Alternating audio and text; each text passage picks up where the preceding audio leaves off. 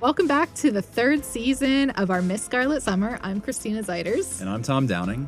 I'm excited because we finally have a real defined love triangle starting here. Yes. There was some mad flirting in this episode, so I'm excited about that. Me too. It's things are progressing at least until they don't. So we'll see. At least until they don't. Will they? Won't they? That's the question. If you love watching and listening to Postscript, join in the conversation. Like, comment, and subscribe on your favorite podcast platform and at youtube.com at WITF Mosaic. And if you want to make sure that we're here with you on Postscript for Season 4 of Miss Scarlet and the Duke, please think about becoming a WITF supporter. Help us grow our catalog of original arts and culture content by visiting WITF.org/mosaic. And we are thankful for anything you were willing to give. Yeah, a little bit goes a long way. And we thank you for your support. Yes, thank you. And okay, Christina, let's get into Season 3, Episode 2. Yes. So we open in this really fancy restaurant. Yeah. Eliza and William are undercover. Yeah, all fancy, dressed up. Yeah, they corks getting popped. look so great. Yep. And William orders for her at the table. Did you? Yeah, that happens. And they also introduce themselves as Dr. and Mrs. Evans. Yeah, so they are definitely undercover. Yeah. And Eliza points out that if they were really married, he would not be ordering for her. Definitely not. Because I would hate that too. And he says that if they were really married, that he'd be drinking whiskey. Yes. So we find out that they're working a case together. So Eliza's probably real happy about that. Mm-hmm. There's been some robberies nearby.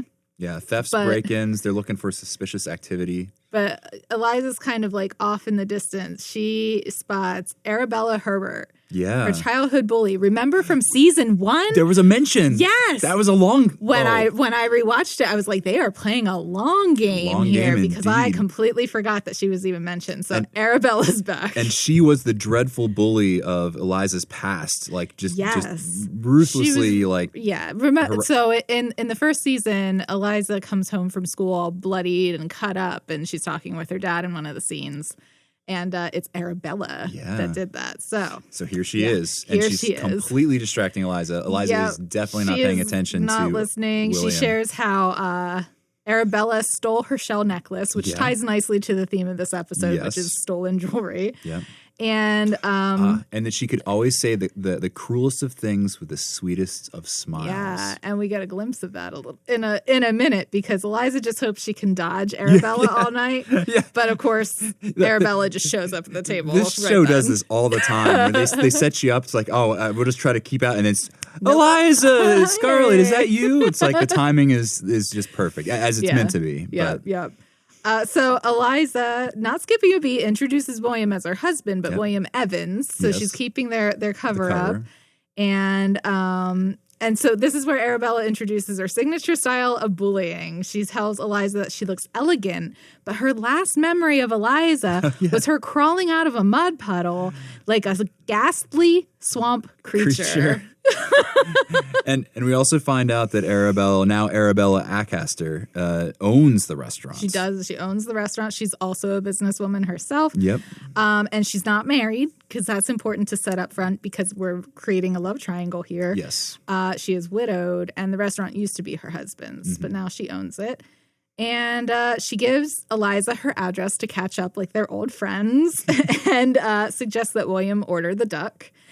And there's a scene. The Rune duck, yeah. Yeah. So there's a scene where William basically says, well, she seems perfectly lovely. Yes. And Eliza's just like, well, all I know is I'm not having the duck. Yeah. And that's the end of the opening. Oh, no. It's I wouldn't trust a word that comes out of her mouth, and you will not be having. I thought she said I will not be having the duck. Just so you know, we will not be ordering the Rune duck. Okay. So she's now ordering for William in a way. Yes. Exactly. Oh, I didn't even think about that. The shoe's on the other foot then. And so that right there, that no one's ordering the duck. Right. Then we cue the title sequence. We're in there. That's right. And then we come back after dinner. Yep. They're leaving the restaurant. They think it was a waste of time. William thought the food was good. Yes. And Eliza said that the chef could learn a thing or two from Ivy. Yeah, they'd use less grease if less Ivy. grease. But just then a woman appears to get robbed in the distance, and William takes off after the thief. Mm-hmm. But that's when a man approaches Eliza with a knife, demanding her brooch. And Eliza tells him that he's surrounded by plainclothes police officers. She uses this a lot. Yeah, she does. It's her go-to. We're always surrounded by police officers at all times. And he doesn't believe her. He just grabs the brooch and runs. Not only does he not believe her, she says that she's a private detective, and he's like a private detective. Like, this is like a running gag. Like, no one believes her when she says she's a private detective. So you're a what? Yeah. Of course. Which comes up in a little bit. Yeah. The thief's like, of course you are, ha ha ha, and just takes the brooch, grabs the brooch and runs, and rips it off of her. She falls down to the ground. Also, into a putty. Into the mud. A muddy pot. Which I was like, okay, Arabella, things haven't changed. She's just reliving everything. Yeah. So inside, Eliza reveals that it was her mother's brooch, and William chides her for putting up a fight, but I get it. Like, her mother's dead, her father's dead. Yeah. She probably has a few sentimental items at this point. And she's not one to back down from a fight. Oh, no. And so this is like basically after the incident, they're making sure she's okay. Arabella's there, like other people are there. Cleaning her up a little bit. Yeah. And Arabella talks to William about the theft, and she's surprised to find out that they're happening right outside her restaurant. Well, not only that, Eliza and William come clean with Arabella. Because they reveal that they aren't actually married. That this is all like they're just trying to find out more things. Yeah. And so at this point, we're like, is Arabella involved with this whole scheme? I mean, Eliza pretty much immediately thinks so. Yes. So. He apologizes, and then Arabella asks what Eliza's role was in the investigation, and she says, I'm a private detective. And so I had to point out, though, we have to give props. She didn't say, you're a what? Yeah. She said, just like your father, how extraordinary. True. That's a good point. She has evolved a little bit, but Eliza doesn't notice that. She seems to be speaking very kindly to Eliza, which everyone else seems to think. You're but a what? Eliza's like not having any of it. Yeah. So that's... But it's important Arabella know that they're not married because the flirtations need to happen. And yeah. And William says that the lavender seller was probably in on this whole thing too, and that we'll find them. And Arabella says, that is reassuring to hear. Thank you, Inspector. Mm-hmm. She puts her hand on his arm. Yeah, she gets all touchy with him. Oh, man. I said, let the flirting begin. Yeah. Arabella offers to see Eliza home, and Eliza's like, I'm not a child. No. She was like, accepting help from a friend isn't childish. Petulance, however. Ooh, and it's cutting. Yeah. And then we flash to Eliza's, and Arabella is there. She's staying for tea that Ivy's offered. Yeah. Ivy's being really nice to Arabella, saying it's nice to have her home, and Eliza's trying to rush her out the door. And she's like, oh no, my staff can manage. And this is when Ivy's really impressed that Arabella owns a restaurant. Yeah, and has a staff. Yes. And then Arabella is impressed with Ivy's cake. And then Ivy says, running such a business would, who would have ever heard of a lady doing that? Right. And like Eliza's just in the background. Eliza's giving like a death glare at the camera, like, seriously? And then like Ivy catches it. Oh, apart from you, of course, Lizzie. Yep. And so then this is when my notes I have Arabella and Eliza, are they're rivals or frenemies? This is going to be something frenemies. there. Yeah.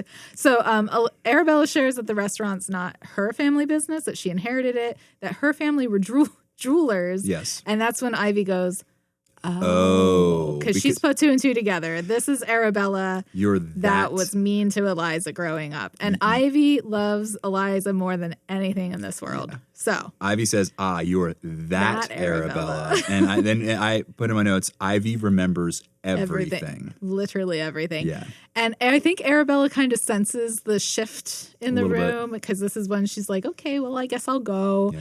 And after she leaves, Ivy thinks that Arabella has changed. Like, she's like, maybe she's a different person. Yeah. And Eliza just scoffs. No, she just laughs at it. So then we cut from that to the next day in Eliza's office. And Eliza's at the desk, and William enters. He just barges in. Right, he just lets himself in. Yep. She's like, you can knock. And he's like, when you do it, I'll return the courtesy. At his office.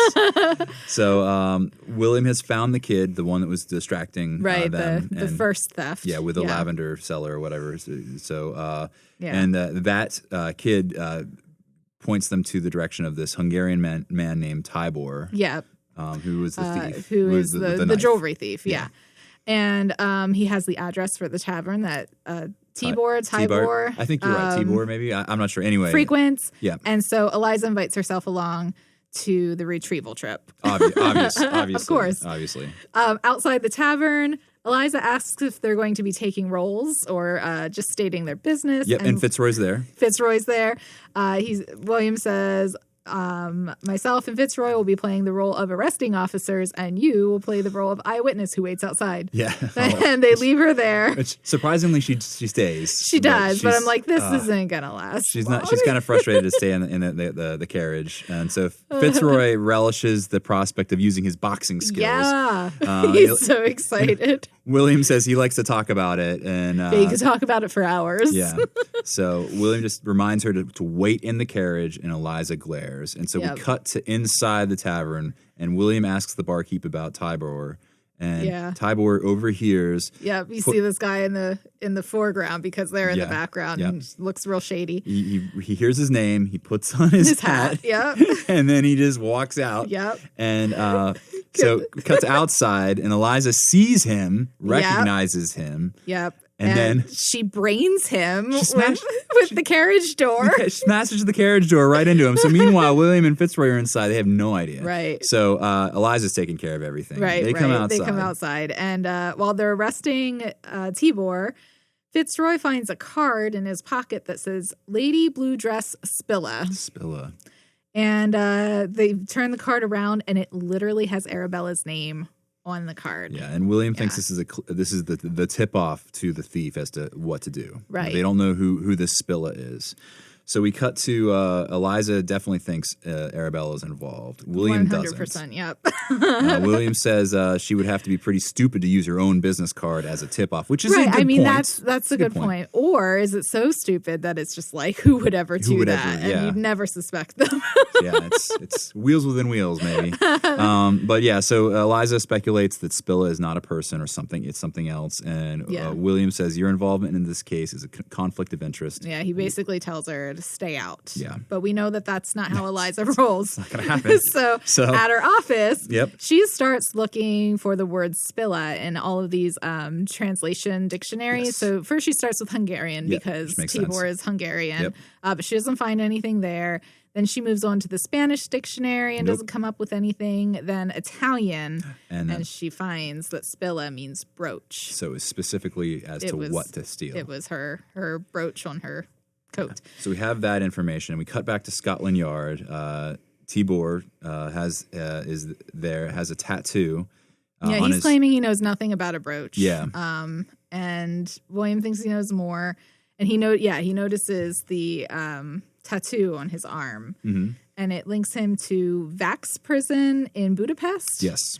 And apparently that's a very rough jail. I don't know anything about it. I should have looked it up. We take William's word on this one. Right. But anyway. It's something of a hellhole is how he describes it. So it sounds rough. And he says, I'd hate for you to go back there. So twisting the screws a little bit on him to try to get him to crack and give him whoever gave him the note. Right. And Tibor calls his bluff, but he goes, hey, Fitzroy, you know somebody with your uncle, connections at the Foreign Office, right? And he's like, yeah. Which I think Fitzroy probably does. Yeah, Fitzroy does have connections. So, His dad's the police commissioner. He's not imagining this. He's probably just being like, I actually could do that. And so, so that we cut from that where he's probably going to cave. Right. And we go to Arabella's. And Eliza goes in and walks in on Arabella firing a maid.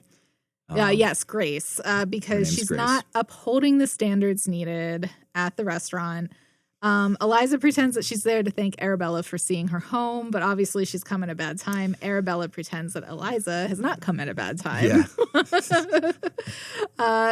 So Eliza says she'd like to see how the restaurant works. Yeah, she asks for a tour. And Arabella obliges, and then reminds Eliza of the time she almost burned down the school in cookery class trying to make a Victoria sponge cake.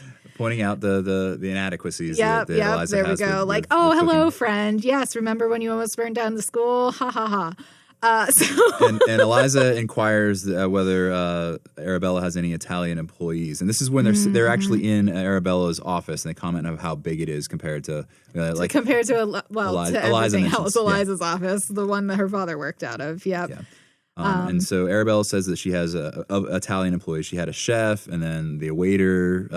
Enzo is the front office, not front office, but the front the maitre d' person. Yep.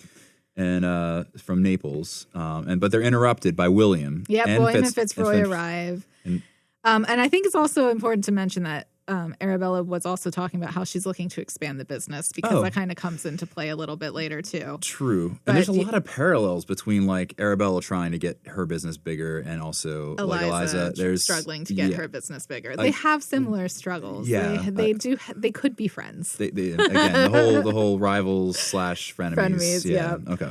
Yes, William and Fitzroy arrive. They all do these awkward introductions and Fitzroy's like, "Hello, I'm Fitzroy." And William's like, moving on. So they're there to talk about Enzo Moretti, who Eliza was just inquiring about. And they share that Enzo's been tipping off the thieves who then prey on her clients. So he's been sending out the tips that says, hey, there's this person, rob them of these jewels. And Arabella's really embarrassed.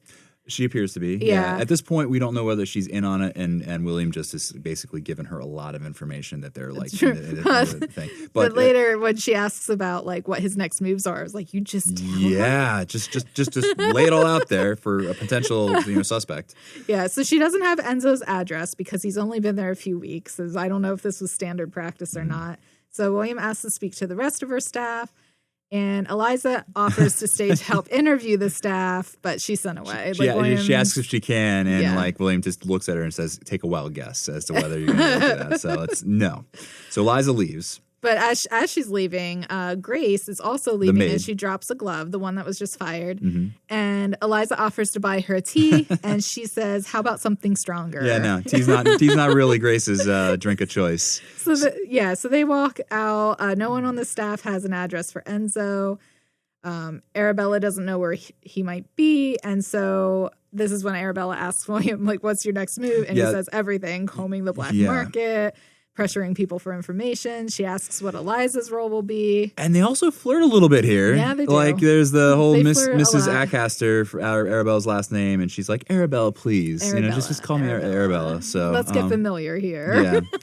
So then we cut to Eliza and the maid having a drink. They talk about there's lots of layoffs and that there was a wad of cash in Arabella's safe or in her office. Yeah. That was like maybe, she said it was a loan. But we're like, is it a loan or is it like money for all the stolen goods? And this is when Grace is kind of like, oh, I don't know if I should be telling you all of this. And Eliza pretends to be a concerned friend to keep her talking. Yeah. So, yes, we have this mystery of like, where is this money coming from? And so this seems like a pretty good time to just take a quick break. Yes. And we'll come back when Eliza has an idea of who this money might have come from. Sounds good. Okay.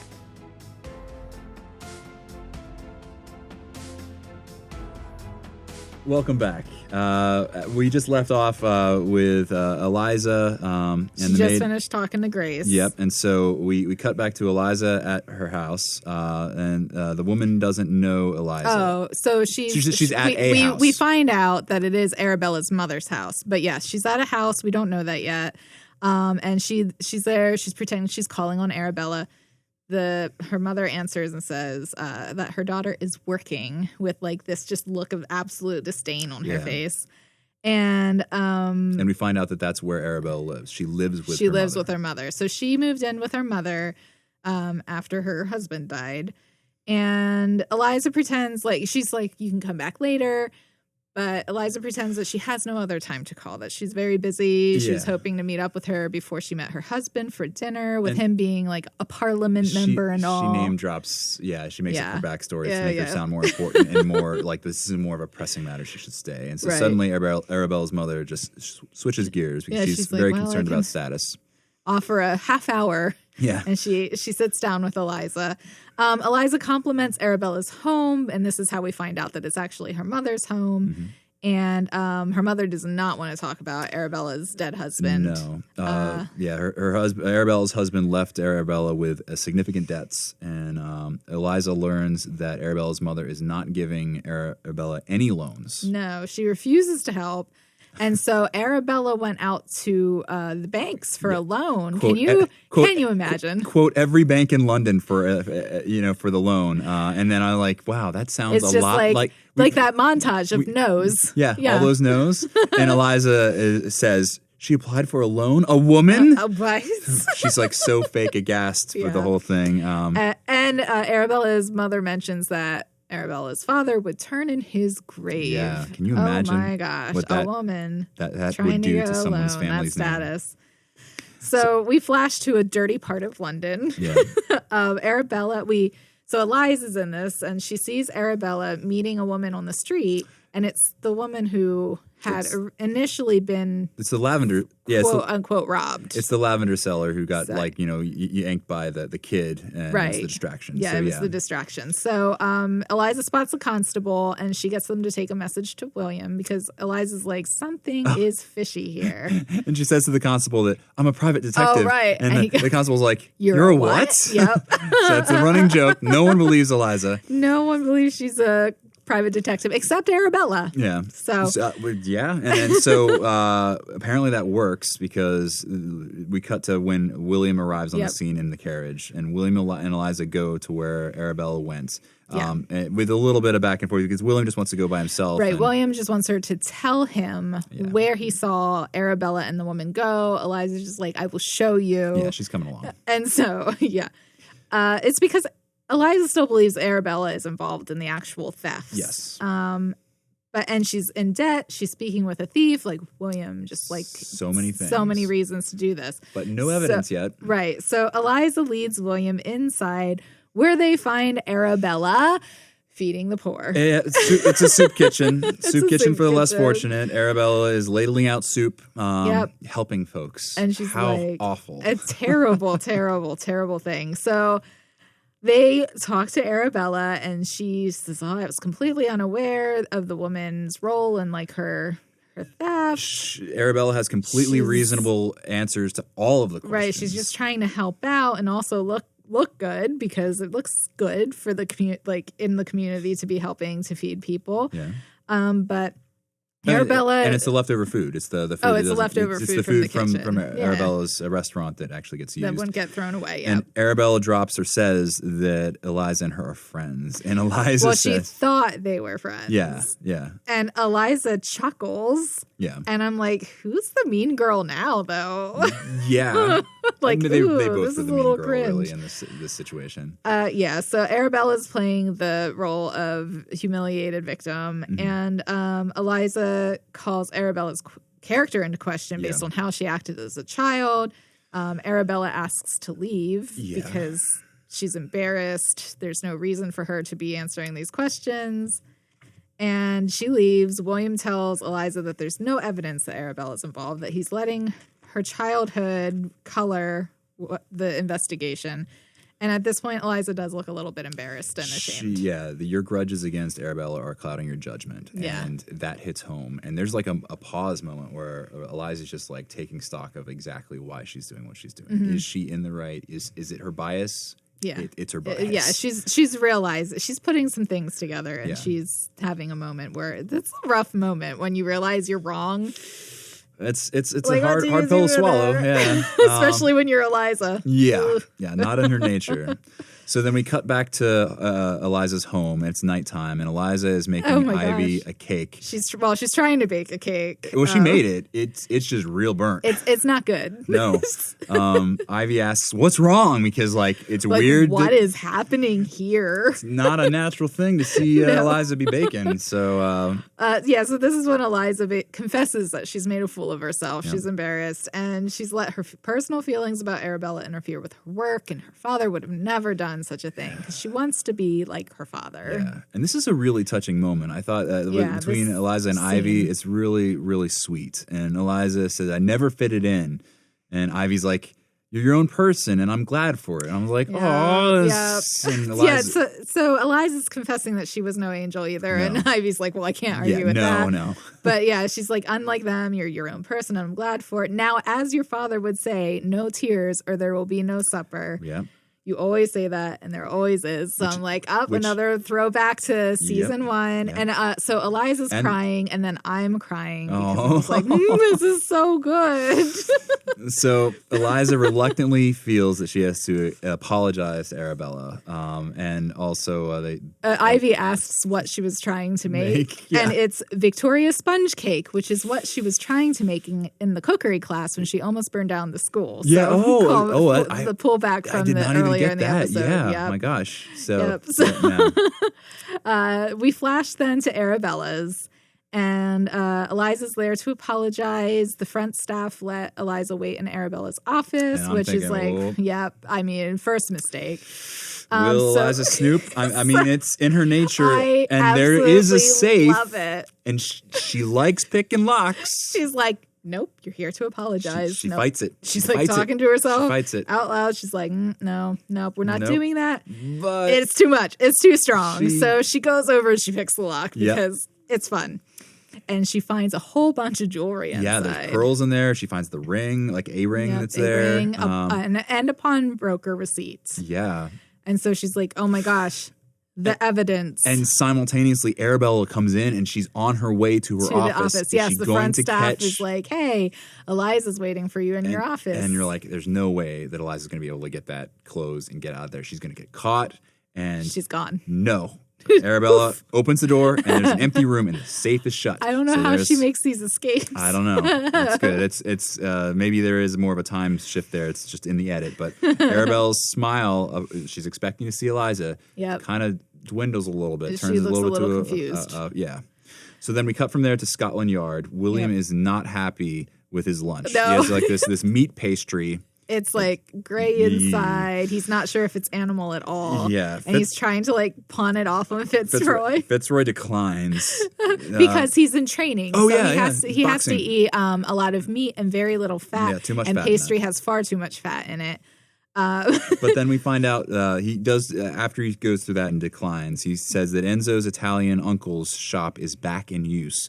And so they need to go check it out. Mm-hmm. So they go to the shop. It's at nighttime, and Fitzroy's like, "Should we call for a locksmith?" Because they wanted to get Fitzroy wanted them to get like a warrant. Oh right. Well, before, the workshop, the door's locked. Like it's literally a chain. Right. That's right. It's literally a chain, and there's no sign of activity inside. So yeah, Fitzroy suggests a locksmith, but William just kicks down the door. It's not nighttime. That's later in the show. So they just kick the door in. Yeah, they kick the door in. At Scotland Yard, back at Scotland Yard, we find out that they found stolen goods. Yeah. And when William sees Eliza in his office, he shares the good news. She's come to see William. Yeah. Fitzroy has a whole box full of jewelry that he's carting in. Right. And they found her brooch. Yep. So Eliza's relieved, but she's there for another reason. She is there because Arabella's been selling expensive jewelry and she has proof. Yes. So she found all the stuff in the safe. She has proof. She's going to share it with William to say, see, I wasn't crazy. She shares the receipts. It's bad. Receipts of sale for 6 high-value items. Eliza asks William to ask the pawnbrokers about the jewelry. Right, because they wouldn't tell her anything. No. So William quietly agrees to check things out because Eliza demands it. Yeah. And much later, in Eliza's office, it's late. William arrives. He barges in again. And Eliza's like, where were you? And he reminds her that he has other cases. Other jobs. Outside of her demands to take care of. But he did go to see the pawnbroker. Arabella sold all the items. They were all hers with proof of ownership. One item is a heart-shaped sapphire ring, which captures Eliza's attention because that's the one she saw in the safe. So how can she sell it and still have it at the same time? Mm-hmm. So Eliza's she's like, this doesn't match up. Yeah, so William leaves at this point. He wants nothing more to do with it. And Eliza takes out her brooch and looks at it, and she brushes it a little bit, and the stones just fall off. The stones fall out. Yeah, they just fall right off. Oh, so it's not her real brooch. Yeah, or they really messed up her brooch somehow. But yeah, so we cut to Scotland Yard, William's office. Fitzroy barges in. There's no sign of Enzo Moretti. Enzo's uncle worked with a jeweler from the old country. The old country, yep. And William and Fitzroy are going to go there to the jewelers to find clues. And this is where I thought we were earlier. Yeah, this is it. But first we flash to Solomon's Emporium. That's right. Because Eliza asks Solomon to help her with her case because he's an expert in jewels.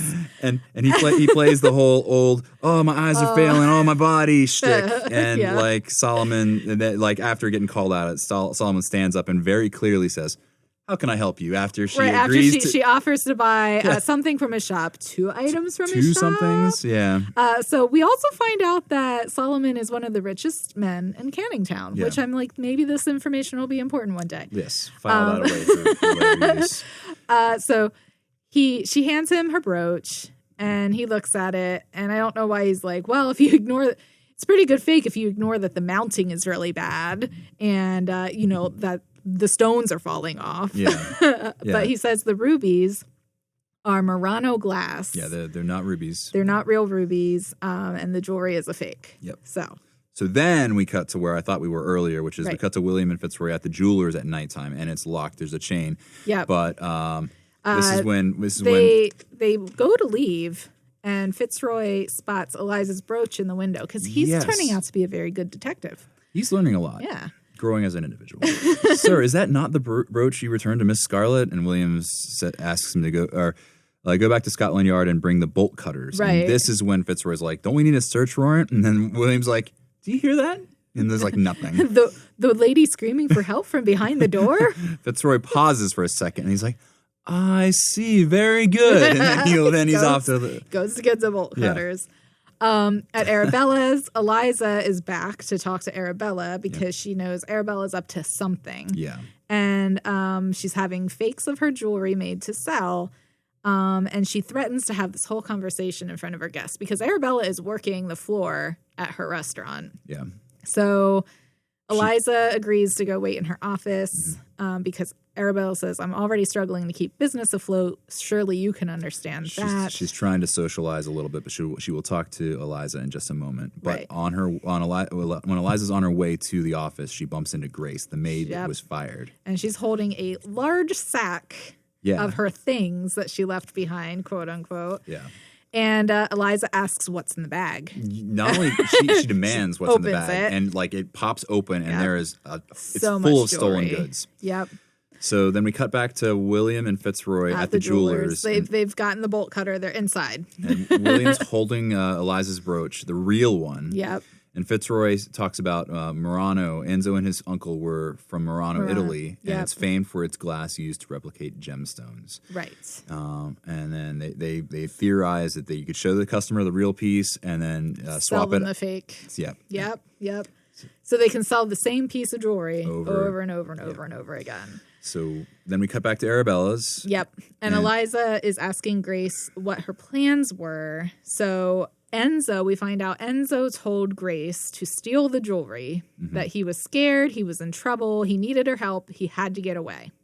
So he knows that they're hunting him down. And it would be, she should do it or else, quote unquote, she would get hurt. So, and then Grace says, ask her, and looks to Arabella. Yep, so Arabella came into the office right there.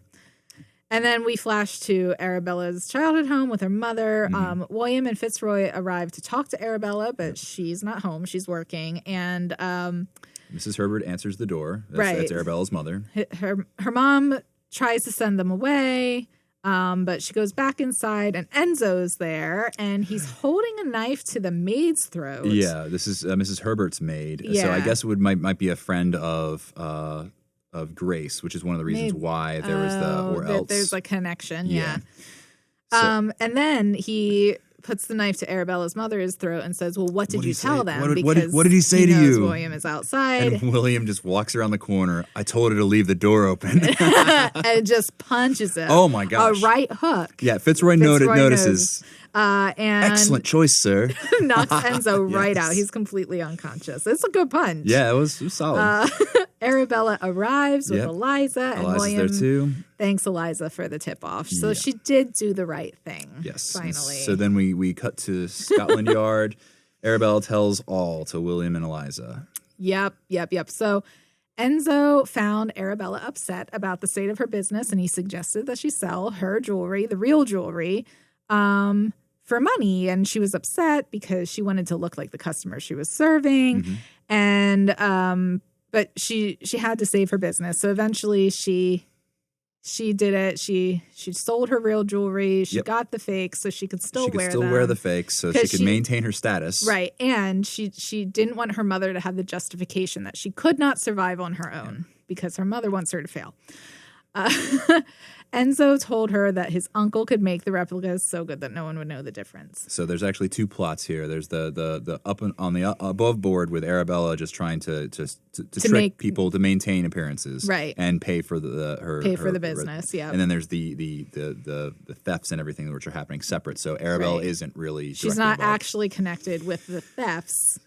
But the same people are involved. Yeah. So William asks Arabella to fill out a statement. There's going to be any charges. William leaving Eliza and Arabella to talk to one another. And Arabella shares, he's a good man. Yep. And Eliza's like, he is. He is. And then she gets up to leave. Yeah, Eliza gets up to leave. And this is when Arabella, like you would think that Eliza would be the one to apologize, right? But no, she's just gonna leave. But Arabella takes the high road. Yep. She interrupts Eliza leaving. She said, "You were always talking about your father. Every day at school, you had a story about how he taught you new things. He was so interested in who you were. I barely saw my father." So we get to see that Arabella was actually jealous. Yes. Of Eliza and wanted to punish her for having a father who was actually interested in who she was as a person and developing her as a person and teaching her new things about the world. And I get it. She wasn't just a bully to be a bully. She has more depth to her. I think she was a child when this was happening, yes. And kids don't notoriously have the best, logical steps for everything. They just want to knock somebody down to feel bad too. I appreciate that it gives her like a reason to why she was doing what she was doing, and like they kind of had this back and forth between them back then. So we cut to Eliza's home after this revelation, and Ivy's there and is all set to help Eliza make the best Victorian spine. They're having a baking lesson, and they will keep trying until they create a cake successfully. Yeah. Eliza says, I'll make a mess of it, Ivy. And Ivy's like, we'll just keep doing it until you don't. Right. It was super really, duper cute. Really cute. So then we flash to Scotland Yard and Eliza delivers a cake to William. Yeah, the one that she made. She successfully made a cake. It looks like a cake. It looks, it's a little messy, but it looks edible and delicious. Yeah. Made with her own two hands. She shows it off. William suggests she might want a family in the future. Well, he's like, there might be a homemaker in you yet. And she's like, no, thank you. I could think of nothing worse. Eliza's like, you're teasing me, William. I won't rise up to it. Yeah. And William is visibly disappointed. He only has eyes for Eliza. He is looking at her like he wants nothing else in this world than to make a family with her. Yeah. And she's just like, nope, I could think of absolutely nothing worse than being a homemaker and doing all of that. And then enter Arabella. Yeah, well, Fitzroy enters first, and then Arabella enters with food for William's men. Pastries for every man. And they just look amazing. Yeah, and like Eliza's like just shrinking back into the office. But Arabella also has something for Eliza, too. Yeah. It's the old shell necklace. She just happened to find it. That Eliza remembered her stealing as a child. Eliza was right that Arabella stole it. She did just steal things for funsies. Yep. And she also invites Eliza to dinner. Yeah. So Eliza's kind of just like sitting back and taking in the whole scene. She's kind of separated here. Yeah, it's like she's starting to fade back away from the rest of the group, and she sees what's happening. Right. She sees that Arabella is actually being nice to her, right, and that like maybe she sees the fact that Arabella is more willing to be the homemaker that William is asking for. I mean, she is. She actually does mention that she misses having a man to feed, which is a flirt. Yeah. That was a flirt. There was definitely a flirt there. But she probably genuinely does as well. Yeah. And I mean, who won William, I guess, in that day? He's probably quite the catch. Yeah. So Eliza takes in everything and she turns Arabella's offer for dinner down. She says, I have other engagements. I'm so sorry. I cannot.